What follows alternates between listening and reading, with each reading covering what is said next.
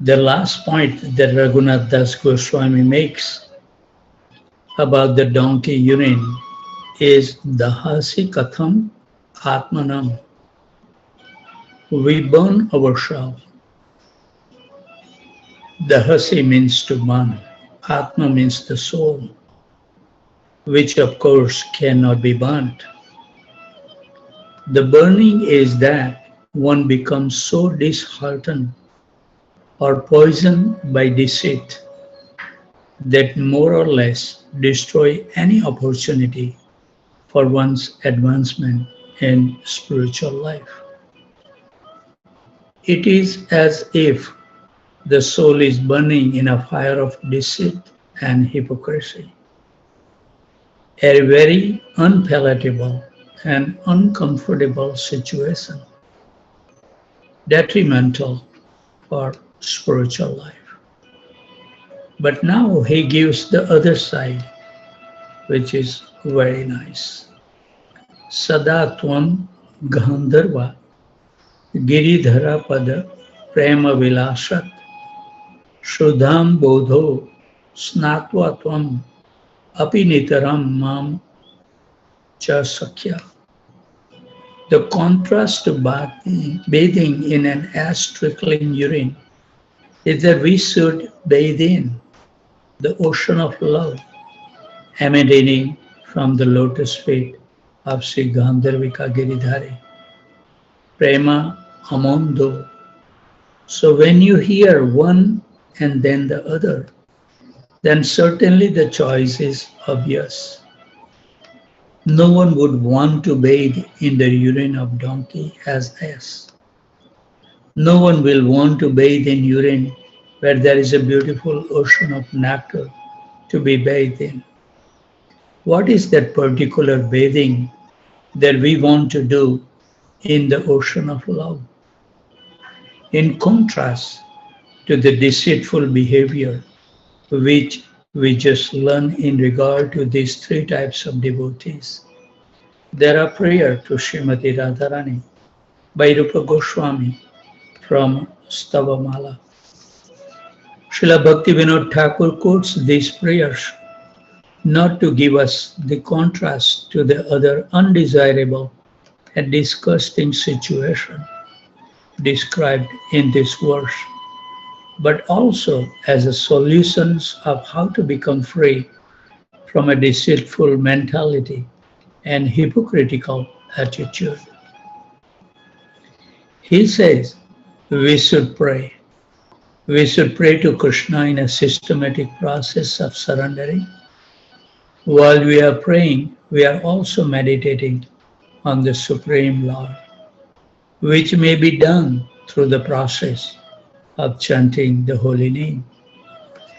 If such praying, surrendering, meditating, and chanting are done with the right mentality, mainly humility, then deceit will be vanquished from the heart and will never be able to re-enter. Srila Rupa Goswami says, O Sri Radha, I offer obeisances to you. You have a complexion of pure golden hue.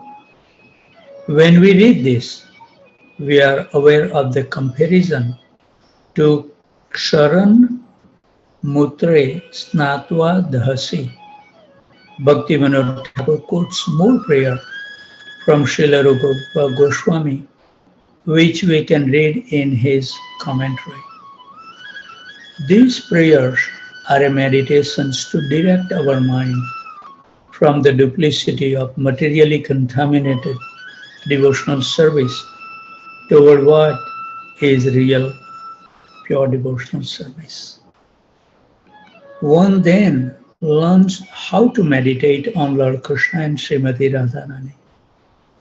In Krishna book, Srimad Bhagavatam and Chaitanya Charitamrita, Prabhupada has given us so many beautiful pastimes, so many nice prayers and poems. We also have so many nice songs. All these are meant to actually invoke our meditation.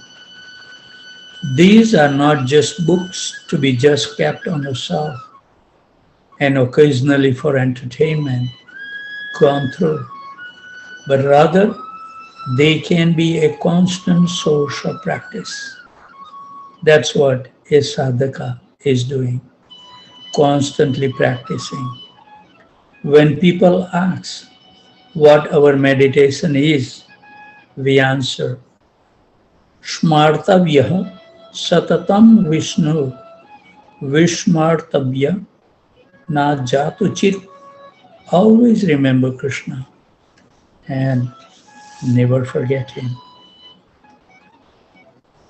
I think Maharaj is going to make the next point that we will dwell on it tomorrow, and we will embark to read the life of Srila Prabhupada, who has shed gallons of blood to make so many wonderful devotees. So we should be always grateful to Srila Prabhupada. So we are reading from volume number 3, and today we'll be starting chapter number 6, India Revisited, part 1. Let me open my shades on the window.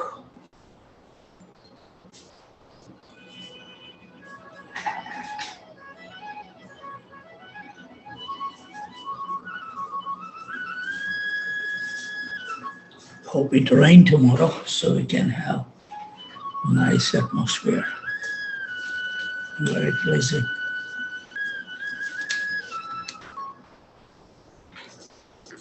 The plane flew during the night and arrived in London by morning.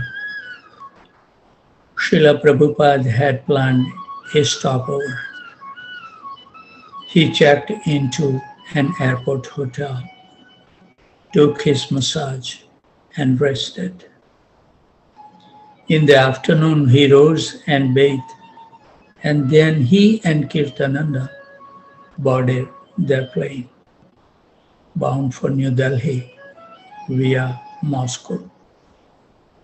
While the plane was still on the ground, however, a crew member announced, quote, a short delay due to health regulations, unquote.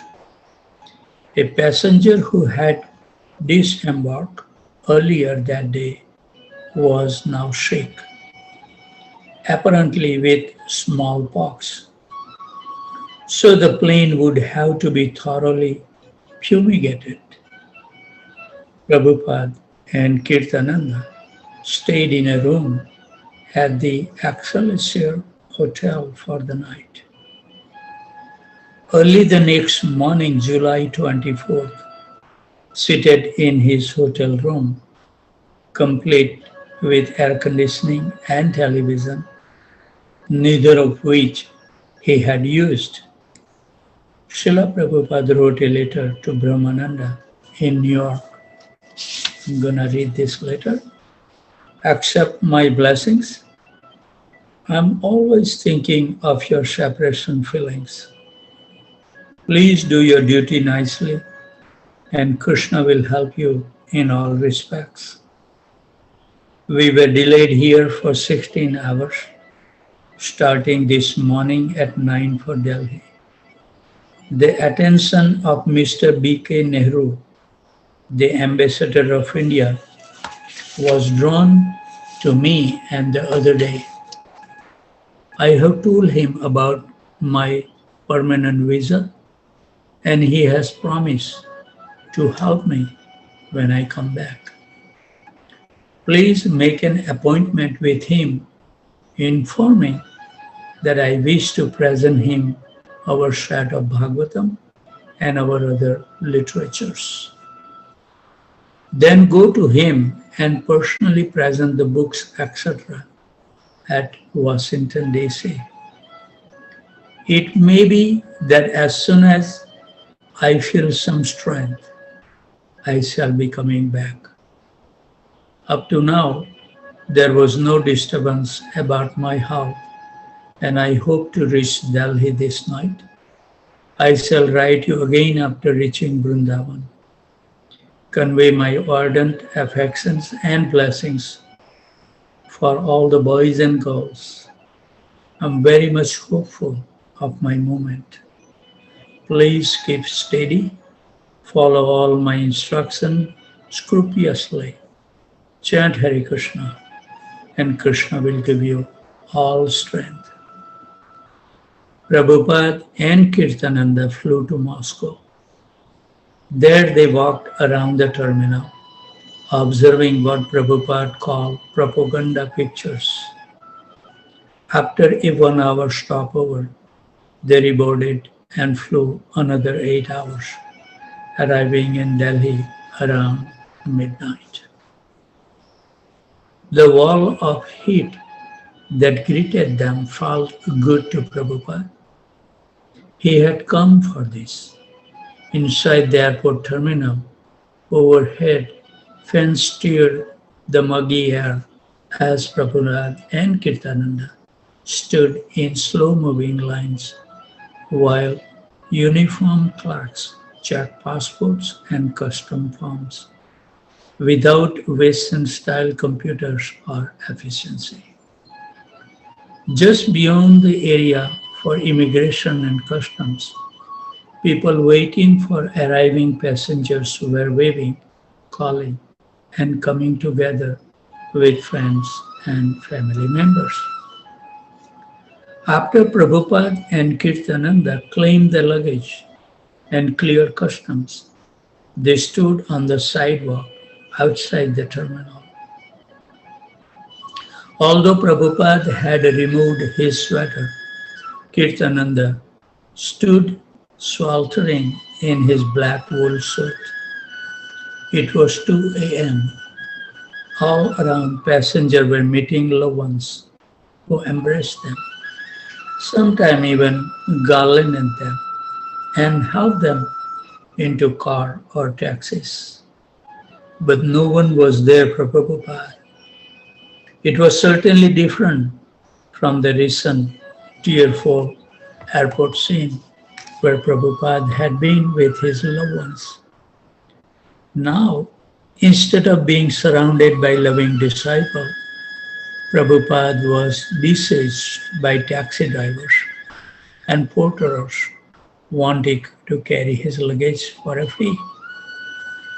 In Hindi, Prabhupada asked one of the drivers to take them to Chippiwada in Old Delhi.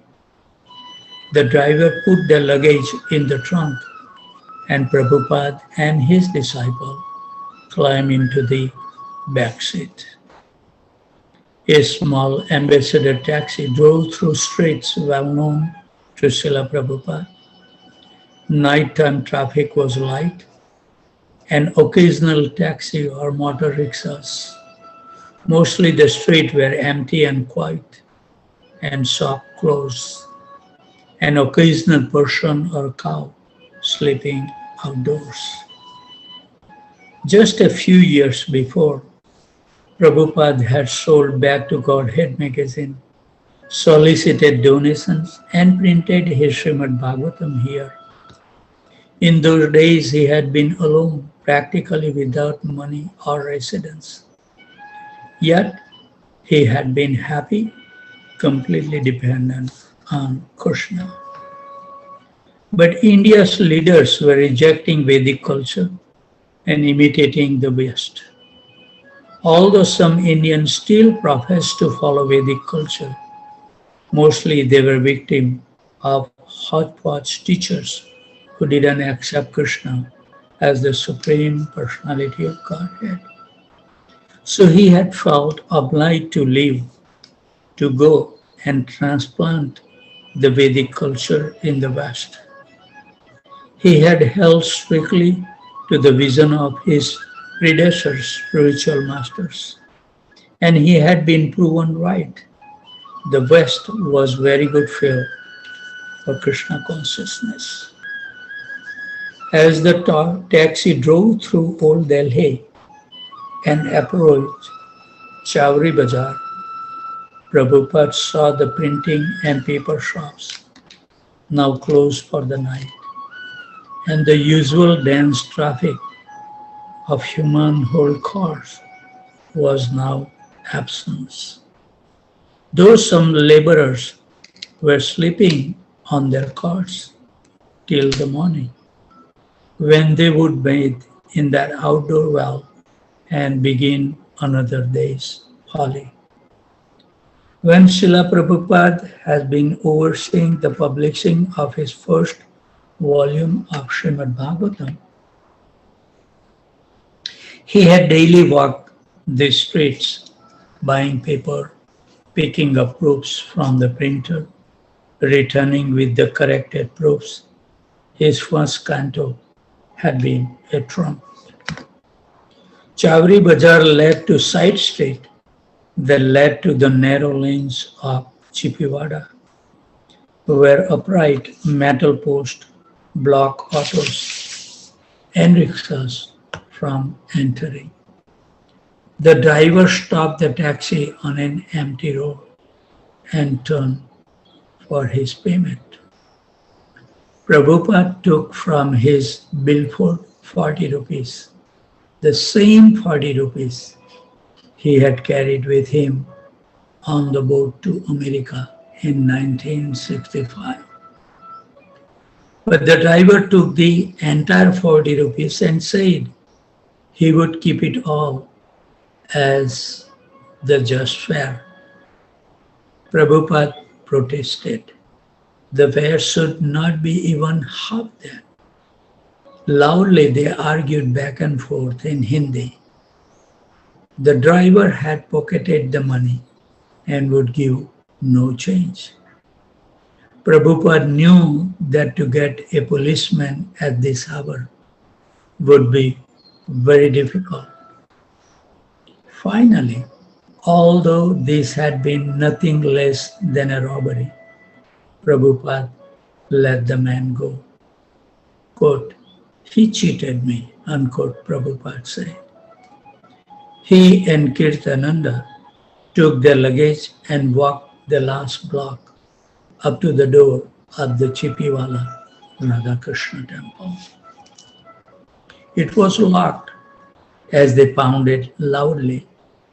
Prabhupada called out for Sri Krishna Pandit until a man came to the door, recognized Prabhupada and let them in.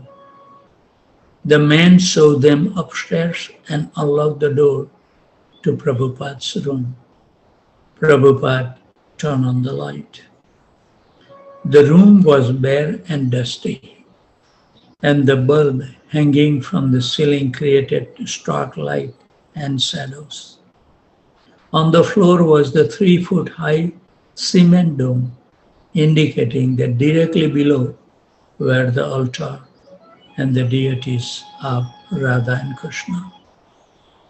In parentheses, the dome prevented anyone from accidentally committing the offense of walking directly above the deities. The closet was stacked with printed Srimad Bhagavatam pages, Srimad Bhagavatam dust jackets, and from letters to prospective member of the League of Devotees. Everything was just as Prabhupada had left it. When I read like this, at Houston Temple, I think that we have a wonderful domes on Chaitanya Chandra and Gaura Chandra, Radha Nila Madhava, and Giriraj and Radha Giridhari. So nobody can walk on the top of the dome. So this is wonderful. Quote, "This is the room where I compile Srimad Bhagavatam," unquote, Srila Prabhupada told Kirtananda. Quote, "I slept here, and over here was my cooker and my typewriter. I would sleep and type and cook and type and sleep and type." Haribol. Kirtananda was shocked to think of Swamiji living here in such a poor, humble place. It wasn't even clean. Although Kirtananda was uncomfortable in his suit and wondered when he would be able to get rid of it, he managed to get a thin mattress for Swamiji. Two Ayurvedic doctors came. They both agreed that the trouble was Swamiji's heart, but that the danger was now past. They gave him medicines and advised him to keep to a regulated schedule of eating, resting, and working. Sri Krishna Pandit came by to sit and converse, and Prabhupada told him of his success in America and of all the young devotees in New York and San Francisco. Prabhupada played his record for Sri Krishna Pandit, and this drew a crowd of curious persons from other rooms in the temple. In the afternoon, Prabhupada developed a cough. It didn't seem serious, and he said he wanted to travel the next day to Vrindavan. But by evening, the cough had become persistent. He couldn't rest. Kirtananda tried massages and the pills the Ayurvedic doctor has prescribed, but nothing worked. Prabhupada remained awake all night, and when Kirtananda touched him in the morning, he was feverish. The doctors came again. Prabhupada's temperature was over 104. They gave teas and Ayurvedic powders while Kirtananda looked on skeptically. Because Prabhupada was having a lot of difficulty breathing when he lay down. Kirtananda thought it might be pneumonia. So Kirtananda gave him penicillin, of which he had bought a supply. In the afternoon, an elderly Sikh doctor who practiced Western medicine came by and gave Prabhupada penicillin injection. Prabhupada then fell asleep and rested quietly for the first time in 24 hours. While Prabhupada slept, Kirtananda wrote a letter to his godbrothers in New York as follows. I know you would like me to say straight out my opinion as to how he is, and that is not good. The outcome, as always, but now very apparently, is only in Krishna's hands. Please chant Hare Krishna, for that is the only thing that can save him. That is what saved him before, and that can do it again. I know that his task is not yet complete, and by Krishna's mercy, he can again be spared. So Kirtananda also asked the New York devotees to call the devotees in San Francisco, Santa Fe, and Boston, and have them continue chanting for Swamiji's health. He reminded them to strictly follow all of Swamiji's instructions. The next day, Srila Prabhupada's fever was down to 100.6. He was still sick, but he talked again of going to Vrindavan. He dictated a letter to his book-selling agent in Delhi, Atmaram and Sons, asking them for an up-to-date account of their sales of his Srimad Bhagavatam. All acquaintances came by and were disappointed to find Swamiji unable to accept their invitations. Prabhupada asks that they invite Kirtananda in his stead. For several days, Kirtananda visited the homes of these pious Hindus. He played the record on his portable phonograph, chanting alone and dancing with his arm upraised. Then he would give a short speech. His host accepted him as a sadhu, fascinated that an American had taken so sincerely to Krishna consciousness. On August 1st, after 6 days in Delhi, Prabhupada went to Vrindavan. Kirtanan rode back to New York as follows. My dear brothers and sisters, greetings in the name of Krishna from Vrindavan. Obviously, Swamiji is much better, especially after reaching Vrindavan. His eyes now have a special glow. We left Delhi yesterday, 31st morning, on the Taj Express, and in 2 hours were at Mathura. We rode, quote, special third class, unquote, and it was quite satisfactory. Not at all crowded like the usual third class. Anyway, we are now here and are in the process of settling down. Swamiji has 2 very nice rooms, quite cool, just off the porch where the Bhagavatam is read. How appropriate.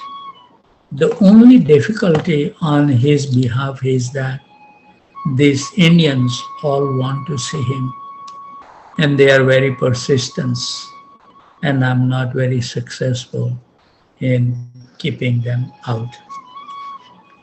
Vrindavan, seen materially, is a very beautiful place.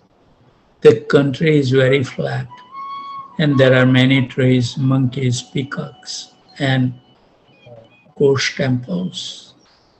It is also very poor. Both the people and the temples are in a bad state of despair. But spiritually considered, there are many great devotees here, and it is wonderful to walk down the streets and see tilaks all over the place and people chanting on their beats. If I can develop a fraction of their devotion for Krishna, my life will be successful. It is also thrilling to hear the temple bells ringing so many times throughout the day.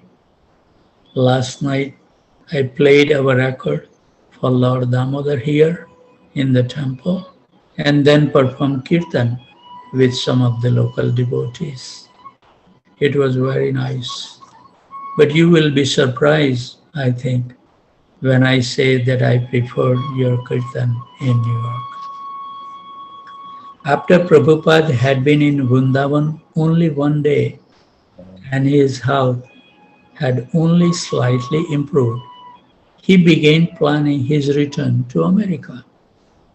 Quote, I'm always thinking of you, unquote, he wrote to the devotees whom he addressed as his dear students. Prabhupada is writing as follows, I cannot stop my Western world activities and I have taken leave from you only for 6 months.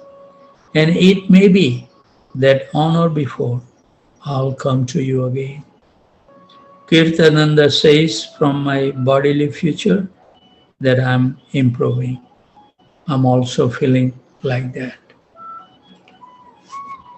In Delhi, Prabhupada had received a letter from Brahmananda saying that the Macmillan Company was definitely interested in publishing the Bhagavad Gita. In Vrindavan, Prabhupada wrote Brahmananda to sign a contract at once on his behalf. Prabhupada had been considering whether to print privately in Japan or India or to wait for Macmillan. He wasn't concerned with the prestige and financial advantages of publishing through Macmillan. His first concern was to print as quickly as possible. So Prabhupada is describing this in his own word as follows. I shall be satisfied with the commission and shall only be glad to see that the books are being read by hundreds and thousands of men. Whatever profit may be derived from it will be utilized for the development of an American house here. 650. Okay. Prabhupada stayed in his old rooms at the Radha Damodar temple, still incapacitated. He was being massaged and cared for by Kirtananda, who himself was listless and tired from the heat. But Prabhupada continued to range from one active and ambitious vision for his youthful Krishna consciousness movement to another. He would think aloud about the volumes of Srimad Bhagavatam ready to be published. If Macmillan would take them and the boys could act on his behalf, there was so much to do. He wanted to return by October and oversee things personally. Temperature rose to more than 110 degrees, and Prabhupada and Kirtananda had to stay inside with the door shut and the overhead fan on. Although Kirtananda could barely perform his duties, Prabhupada found the heat bracing and said that it was restoring his health. Then after the first week, the monsoon rains began and the heat broke. On August 10, Kirtananda wrote home again as follows. God is at a hot place, but at last the rain has started again and there is some relief from the heat. You can believe me when I say it was hot, but now it is raining a great deal of the time, and that has made the weather quite comfortable for me. But unfortunately, not for Swamiji. Also, I have developed the inevitable case of dysentery, which has been persisting for about a week now. Yesterday began the festival of Julan, in which Radha and Krishna come out and swing for about 5 days. So I made the rounds of about a half a dozen temples here.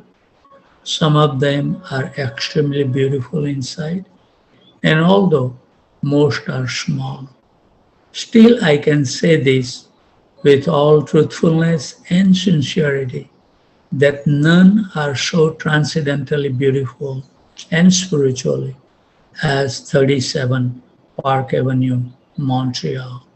And I think even Swamiji would agree with me there. 6:53. I think we should stop here. We should be punctual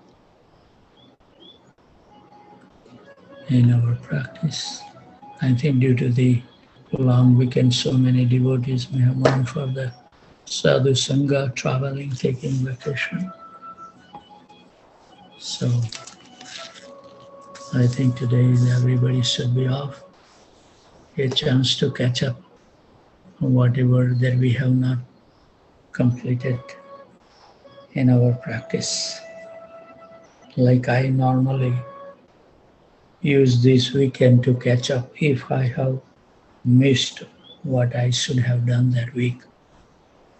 So sometime I don't go to the temple because I have to finish what I have planned for it. And if I stay behind, then it became a habit. So I made my resolve that if I because sometimes devotees come spend some time, or I may have to go and help some member.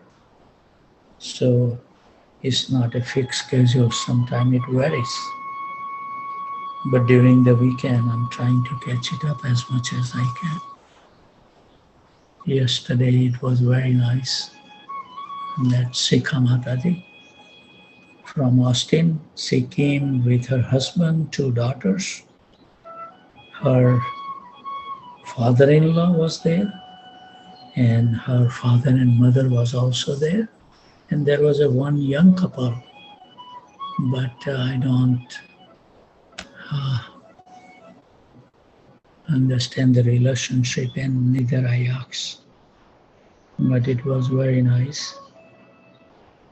We spent about an hour, and actually Sikha Mataji's father was really far out interested in chanting Hare Krishna Mahamantra. He has been chanting 16 rounds very nicely. I asked him to chant, and he chanted very nicely. And his her father-in-law lives in Rishikesh. So I told that we were there last year. Very nice family. Wonderful. So it was very nice to meet them personally and spend some time with them. So I think we should end our session, unless anybody has any question, comment, corrections, or chastisement. Dandavat Pranam Prabhu. When Then Prabhupada returned after 1 year, nobody recognized Prabhupada also. Right? First time when he visited. Nobody received him. Nobody welcomed him, right? Back in India. When Kirtananda Prabhu Maharaj brought him. That also taught me, like how Prabhupada, the second time. The person, it said the person who opened the door, he recognized Prabhupada. I'm talking like nobody didn't receive welcoming, such a big success. Oh yeah. Yes, there was no kirtan or anything like that. Yes, I agree. That's why Prabhupada wanted to do preaching in Western world. And when the Indian can see that American people are taking keen interest, then they will become interested. And actually one time, Veer Bahu Maharaj told me, because a lot of the time Houston temple get the comment that, oh, this is a Hindu temple, not any other American devotees, not that many percentage wise. We try so many things and we'll still working toward that goal. It's up to Krishna's. But Veer Bahu Maharaj told me that don't worry, people may say this, but actually this is Prabhupada's desire, was to bring the Indian back to their culture. That's what Veer Bahu Maharaj told me. And he even offered me that if somebody make that, a really bad comment about this, tell them to give me a call. Some devotees, everybody has the different feelings and different emotions according to the time, place, and circumstances and their spiritual position. So it's wonderful to see everybody has different opinions, different feelings, different emotions, at different stages of the devotional practice. So it is nice. Yeah. Anybody has anything to say, add, subtract?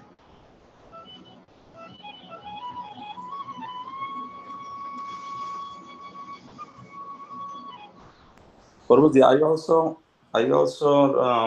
read Nityananda Maharaj and Achyuta Prabhu. Two Prabhus were with Prabhupada first time. Other books I don't know. I didn't hear from Achyutananda Prabhu from your reading. That part always I read. How Prabhupada, didn't ask any honors. any recognition how Prabhupada did the austerity when he got sick and come back after 1 year. So that book I heard Achyutananda Prabhu and Kirtananda Maharaj too were with Prabhupada. Wonderful. Yeah. Dwelling in the life of the saintly person is always nice, because we can learn so many things that the book cannot teach you. So this is really, I like to dwell life of different elevated personalities. What to speak of Prabhupada? Prabhupada is a unique personality who has never lost the sight of Krishna in his life, and his Guru Maharaj. So we are blessed to have our grandfather, Srila Prabhupada. My Guru Maharaj used to tell us that father cannot love you, but your grandfather will love you so much. Just dedicate your life and you will see how Prabhupada will be pleased. Yeah. All these personalities are there in the spiritual world, waiting for us again to meet with them and show them.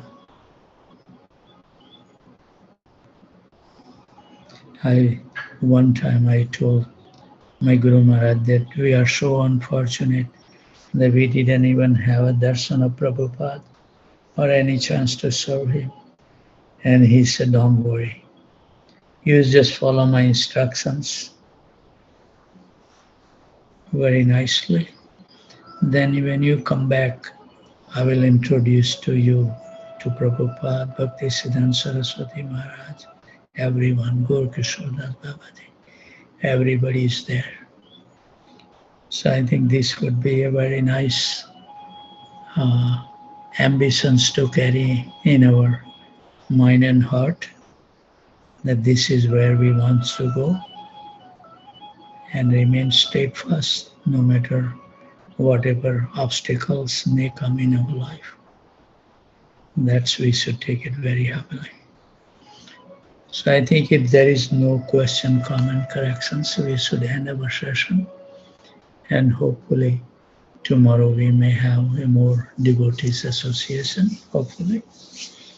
With those thoughts, I would like to offer my humble obeisances at the desk of these wonderful Vaishnavas and Vaishnavis. Vanchakalpatarubhasya kripa sindhu bhayavacha patitanam pavanebhyo Vaishnavebhyo namo namaha. Thank you very much, all of you. Have a blissful day. Whatever you need to catch up, please do so. Because again the hectic will start. Tulsi Prabhu, Hare Krishna. Hare Krishna, Dandavat Pranam, Prabhuji. Hari Bol, Prabhuji. Sorry, I got muted. Thank you very much for joining, Prabhuji. You have anything to say something, Prabhu? No, sir. Nothing like that.